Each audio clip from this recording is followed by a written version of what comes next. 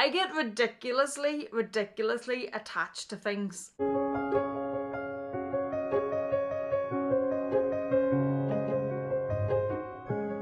there, welcome back to my channel. Today I am back with one of my favourite videos to watch. I love watching these videos.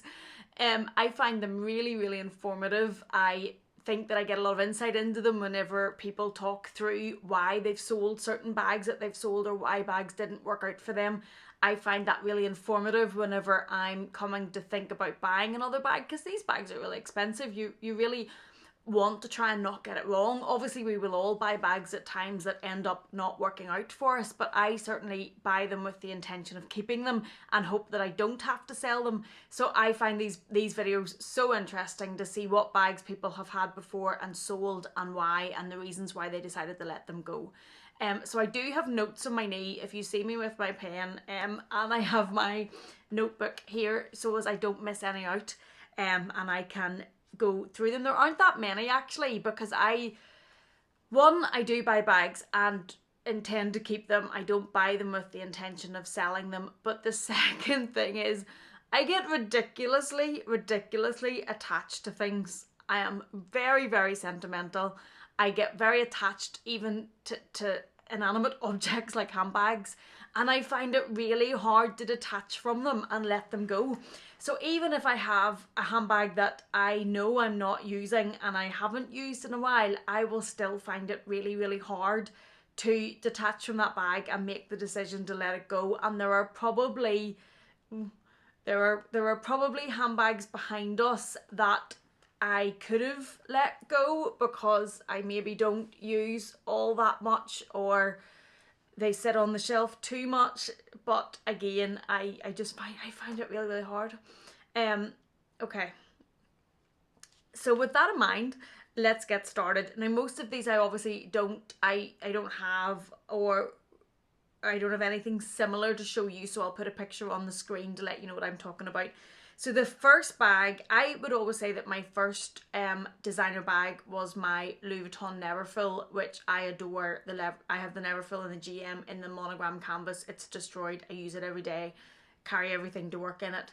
And it's the first designer bag that I ever really got and have kept and loved.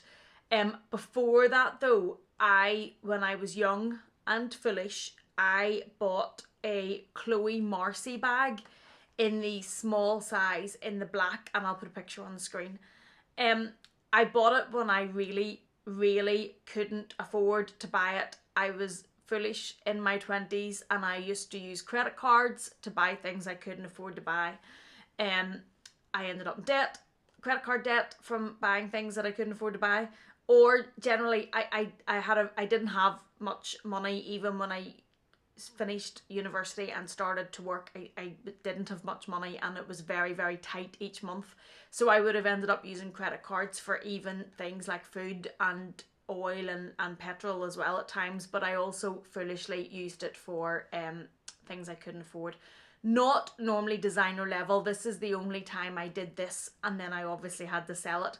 But even like Topshop jeans, which I still wear, or if I, a top or Oasis or Exhibit at the time, I think Exhibit's gone, or New Look, I would have ended up using a credit card. So when I was on my first job, first proper job after university, and House of Fraser had moved into Belfast and Chloe was in House of Fraser at the time, and I saw the Chloe Marcy bag in the black and I bought it on my credit card. And I thought it would be a great bag. It was crossbody, it was quite small. I thought I could use it for work, I could use it for everything. We know that black is probably not my first preference for bags, but I thought I would buy black because I could use it for work.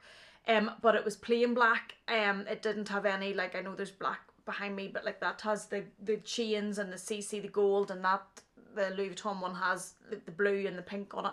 I don't really wear much plain black bags, so I didn't even really use it or wear it anywhere near enough for the cost of it, and the reality was I just couldn't afford it.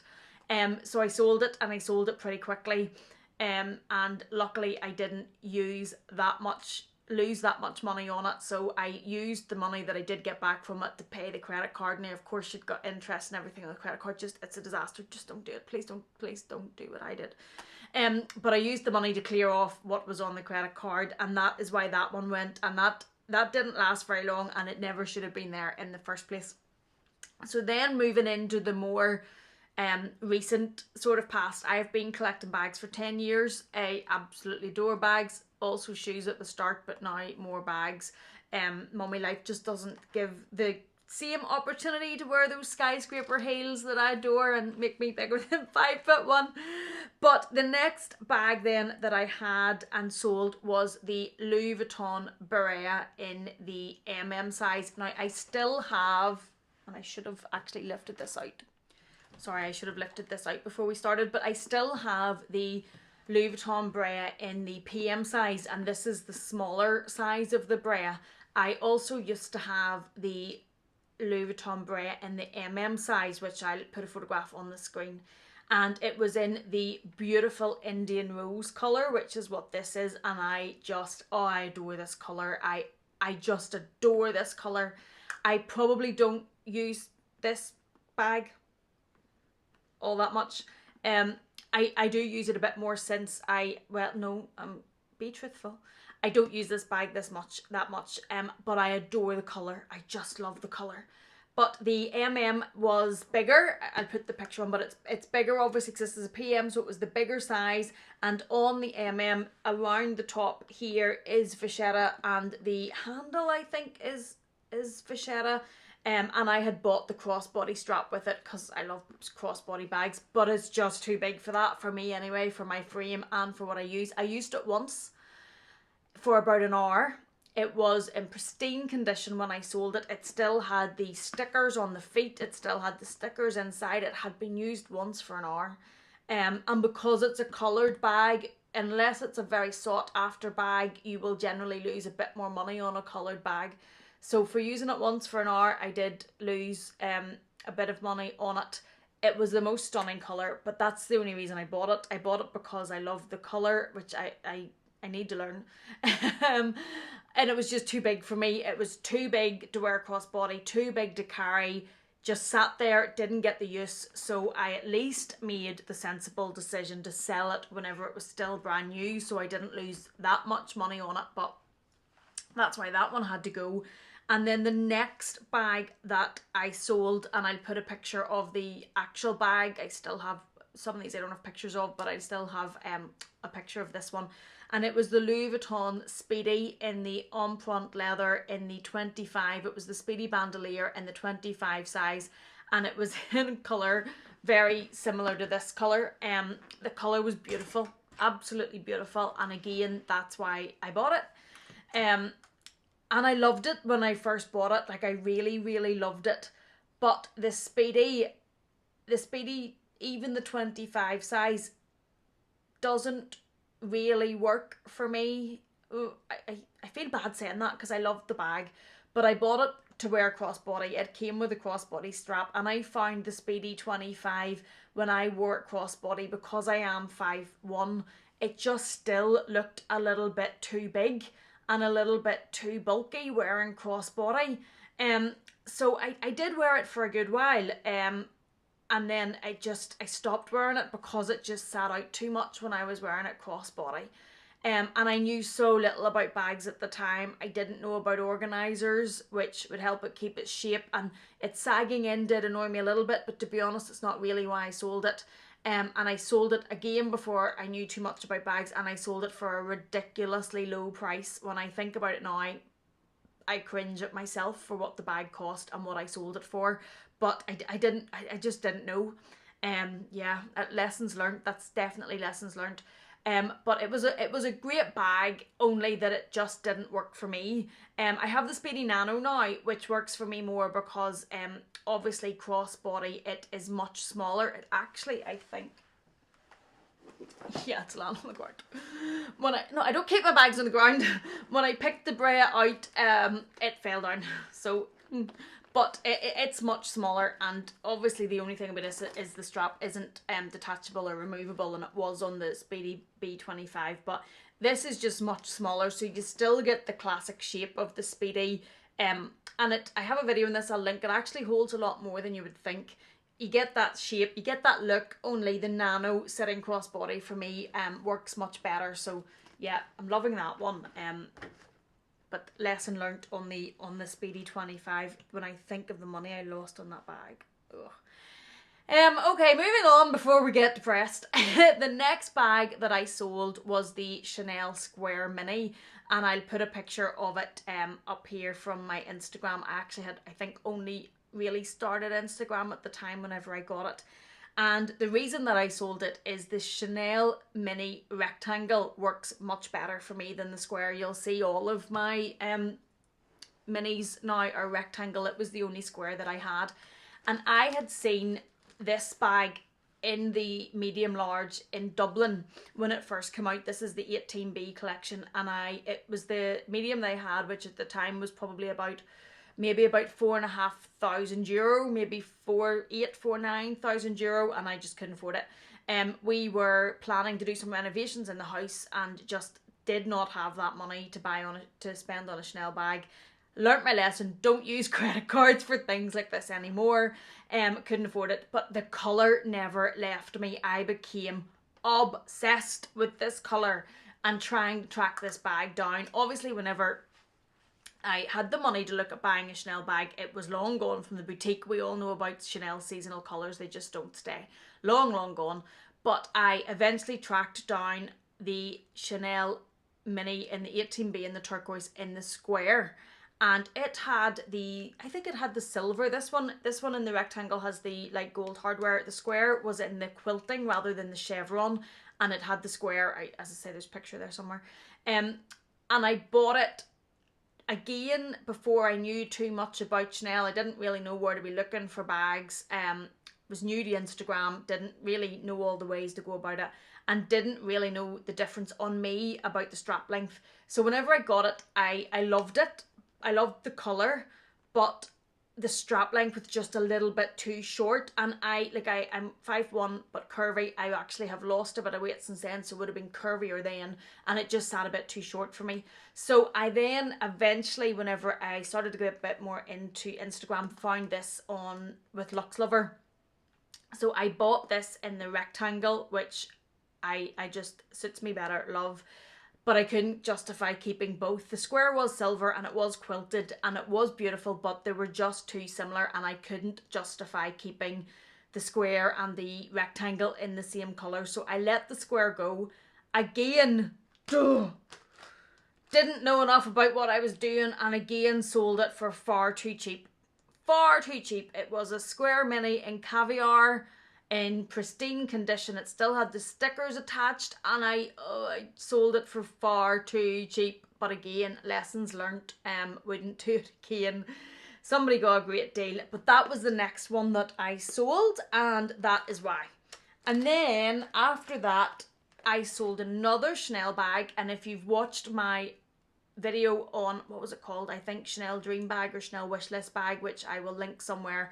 I came across and managed to get this little baby. Whoo, I love this bag.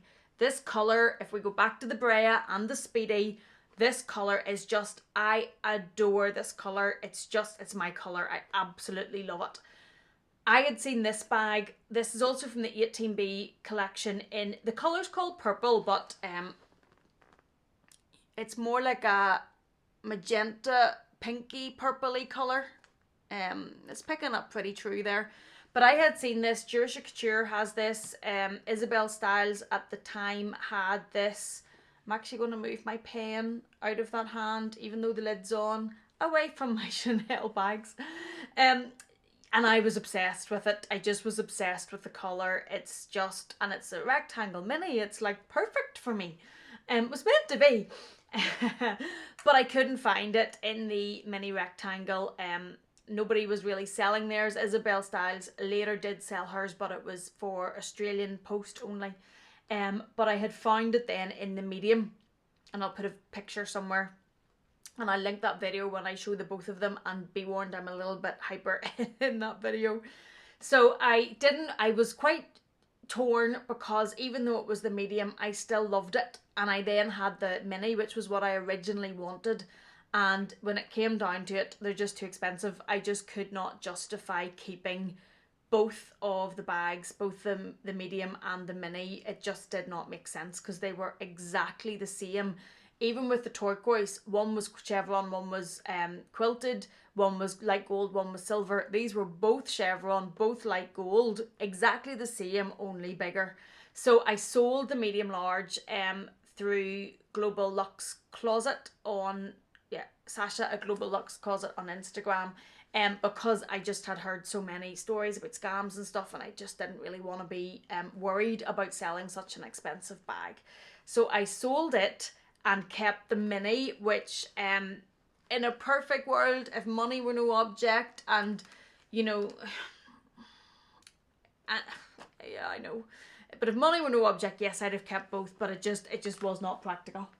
And then that brings me down to the last bag, which I think I have decided to sell, that I actually still have, and it is, but then I bring it out and it's so pretty. Oh, I told you I have such a hard time detaching from bags. Making the decision to sell bags, I really, really struggle with. And I've spoken to some friends on Instagram, and they're like, just nope, when it doesn't work, needs to go. I need to get better at that. So this is the YSL in the small size in the Lulu. And the reason I am really struggling with this is, like, look at that colour. It's just, the colour is stunning. It's the warmest, you know, just yummiest beige colour. I just absolutely love it. But the reason I think it needs to go is, like, look, it's brand new. The tags are still on it. The stickers are still on it. The stickers are still on the inside. I've never used it. And I just don't have, you know, as much as I struggle to detach from these bags, and I admit that fully, I need to get better, and I need to not have bags on my shelf that aren't getting worn. Times are changing. The world is changing. There's a recession, no doubt, coming. And I just need to be more sensible with bags that I'm using. So I think I have decided to let this go. It is the small size, the silver hardware, and but I love it. I think it's so beautiful. It's lovely crossbody, but I just haven't reached for it.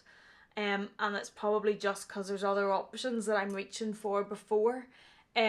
So I think I've decided that this is the next one that's going to be sold, and it is solely for that reason, just that I haven't reached for it and I haven't used it in the whole time I've got it, and it's still sitting there with the tags on and the stickers on it.